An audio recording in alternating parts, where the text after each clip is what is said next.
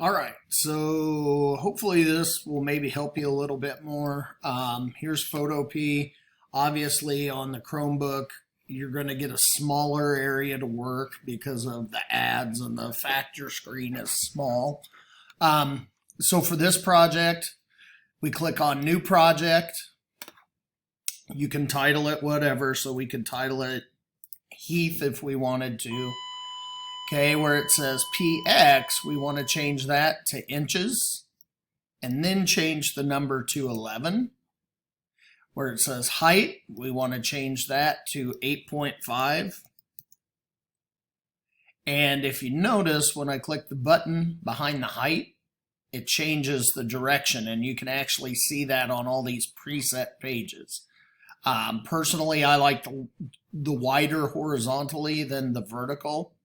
And then the DPI at 72, we actually changed that to 300. And the reason is if you ever made something you really like and want to print it off, then it looks better. And then we hit create. So when we hit create, it'll bring you to this blank page. And this is your paper essentially. So for this project, you're going to draw shapes or an object. So if I wanted to create a car, I could either use shapes to do it. I'm going to use the pen tool. And when I click with the pen tool, it actually connects the dots. You just need to make a main object. What that object is up to you. You can do a pumpkin if you want to do a fall theme.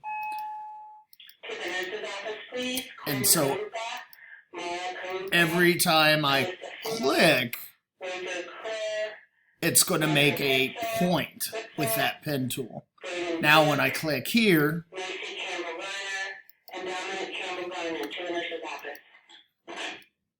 it becomes one object.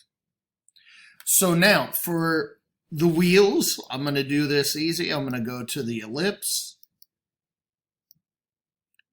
And I'm going to draw the wheel out. Now, if I want to change the colors, that's up here. And I get some of this will be learning,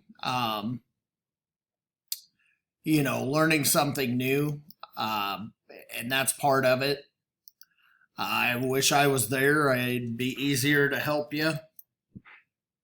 The one downside to this program is, as I put in the email, it's internet based. And so because of that, it really does depend on your internet connection. So the Chromebook's going to work a little bit slower than my computer. It'll work. I've had kids work on it in my classroom here, but it also relies on that internet connection. So what I would do is if I get to a point where, hey, I've done a few things, I would come up here to where it says File and go to Save as PSD. Ethan Lee to the nurse's office, please. Ethan Lee to the nurse's office, please. So mine is saving to the desktop. I would find like your download folder or folder that you use on the Chromebook and save it there. The PSD, what it does is allows you to come back. So I'm going to close this. With it being an internet program, it's not going to save it. Once you get out of the program, it's gone. But if I go File, Open, and I look for Heath PSD, here's my file. And so over here, these are the layers. And if you look in these layers, you can now continue to work. I can click on this layer and move it around.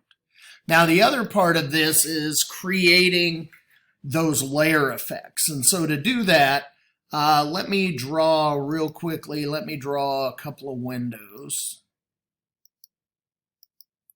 And I apologize, this is not a very good drawing. And because they're windows, I'm going to give it a light blue. And then I'm going to drag it. Now, one of the other things you'll notice is if my window's here, it shows up, but I can't see it. And so you can click and drag on these layers to put them in a different order. And that different order then, you know, it's like stacking pieces of paper. This is the bottom layer, this is the top. So right now, that window, that blue box is the top layer on that red car shape. Okay, so now if I click on this little button right here, EFF, that says layer style or effect, then what I can do is I can do drop shadows. And so now I'm going to click and move the box over.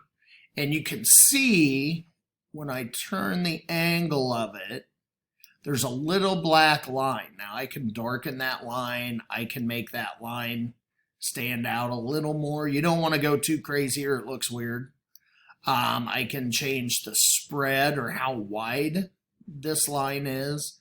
I can change, does it blur out all the way? You don't want to go too blurry. The goal is you want to create just enough edge that it kind of creates that effect of a cut piece of paper. And then noise. Noise is just visual texture, and you can see the little dots right there and then how it smooths out. Again, sometimes the noise is not bad because it actually gives it more of a papery look. And so you would just do that and then you hit OK, and then you would do that for each of the layers. So for this shape layer, when I hit effect and I go to drop shadow, you can see it automatically applies it. When I do, and then I click OK, and now it has a drop shadow, and you can see that by this part.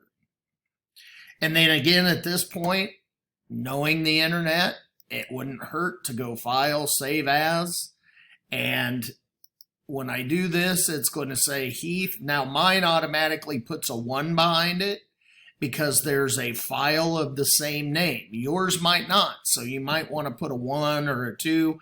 That way you can remember which save you're on if something happens and the internet closes out. And then when you're totally done with your object, then you can start, and I'm just going to add a rectangle behind it. And I'm going to change that color because we can't see that car.